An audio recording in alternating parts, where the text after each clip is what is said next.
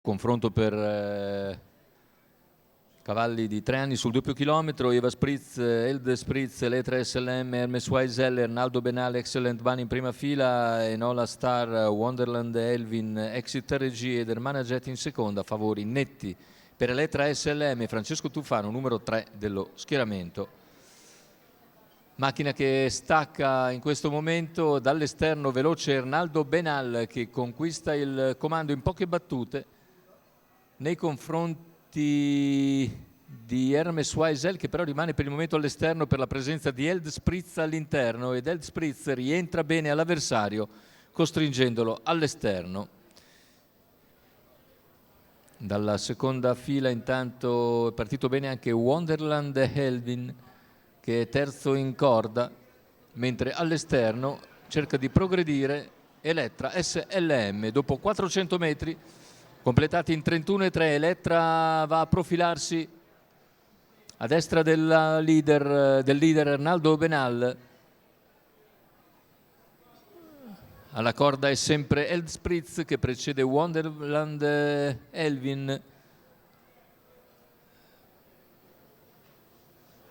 Gli altri più discosti. Intanto va ora Elettra SLM ad apparigliare il battistrada. Se ne vanno intanto in 1, 2 e 7 gli 800 metri iniziali.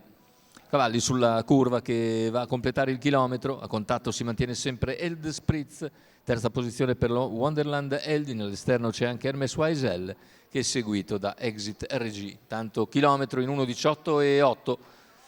E davanti alle tribune per il secondo passaggio non cambia nulla tatticamente. Al comando c'è Arnaldo Benal, all'esterno sempre Elettra SLM, lungo la corda Eld Spritz, altra pariglia con Hermes Weisel. Poi per corsie esterne c'è Exit RG, seguito da Excellent Ban.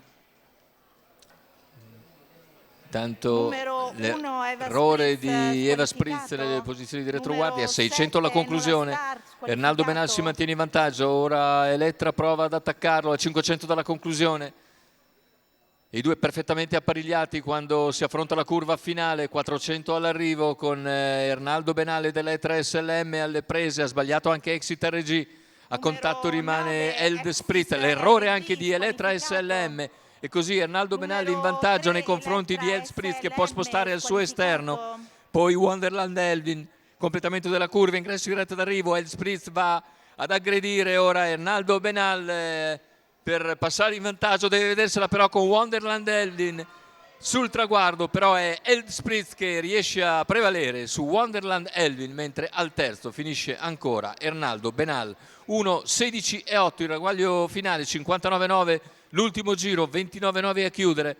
La vittoria per Eld Spritz.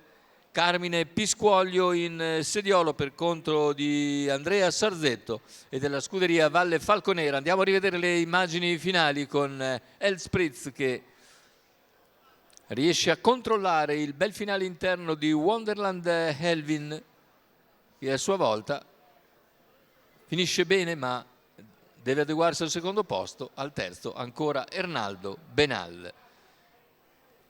2-8-5, questo dovrebbe essere l'ordine d'arrivo della terza corsa dal Savio.